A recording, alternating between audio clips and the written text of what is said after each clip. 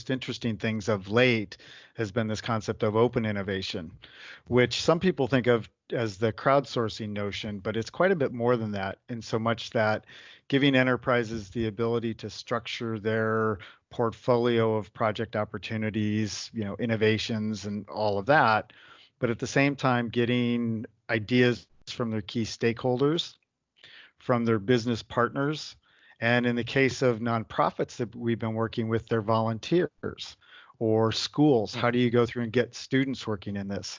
As you know, we've got a common customer in the education space, which is doing amazing things around project and portfolio management.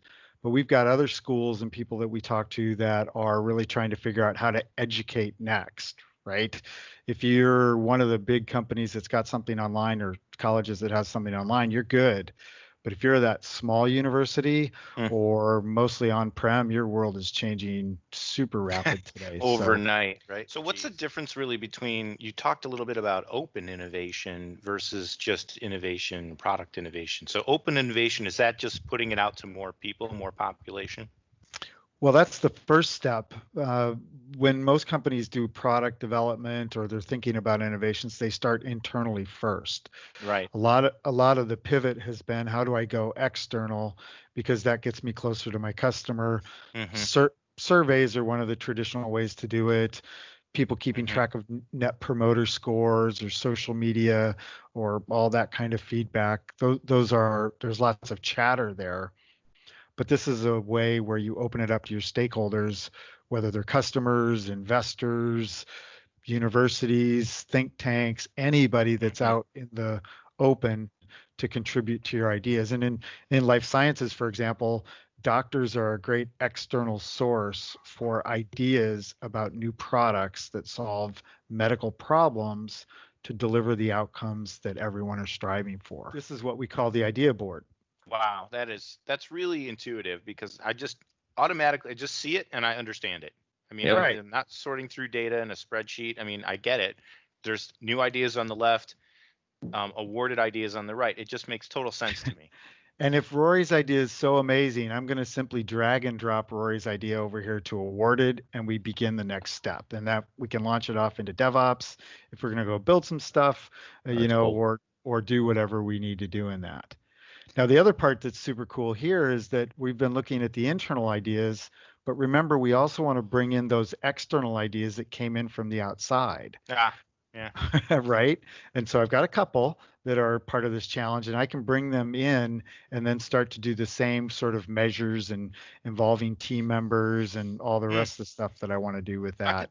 I like the way that's separated from the internal and external, because, you want the external ideas, but it may, there may be tons of them in there and you want to triage them first. That's pretty nice. Yeah. And you also, at that point, that's when you get into like your systems and you like you said, security and information protection, IP, all that kind of stuff. So once you really start analyzing it, you're now there's some stuff in there that external entities don't need to see, or it would be inappropriate. Yeah, exactly. And you nailed it. And where internally, if I decide I want to, take Ivan and drop him onto my idea down here to help with Careful, the clean that's water. Your boss there, Ted. Yeah, I think he gets tired of my notifications from these demos because I always pick on Probably him. has a rule.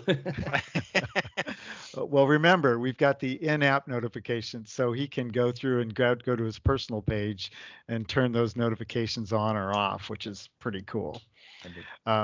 But that's part of the drag and drop. And the last thing I'll show here is just, when we're trying to make decisions as a company, as an executive team, as a PMO director, whatever my role, somebody has to come in and start to evaluate how good are these ideas, to your question. Right. And how do you do it today? We've got that super complicated spreadsheet is one of the ways that we do it. But at Edison, we believe in simplifying things. So why not come in and say, if I'm going to make things more sustainable, I really want to know what's their impact, high or low. I might want to identify what the risk is on these things. And maybe I want to quickly go through and assess the cost without having to do a big honking spreadsheet, and oh, by the way, now being green makes me more revenue. And we think this is actually pretty achievable. when you follow the blue, you can see I've just gone through and ranked and scored this idea. What a great interface. I love this UI. I mean, it's just so easy to use. It's intuitive. Obviously, we're just dialing things up and down. It's happening in real time. Think of the amount of time people are spending in spreadsheets just trying to emulate this, trying to get it right, and take everyone's input into account. Huge time saver here.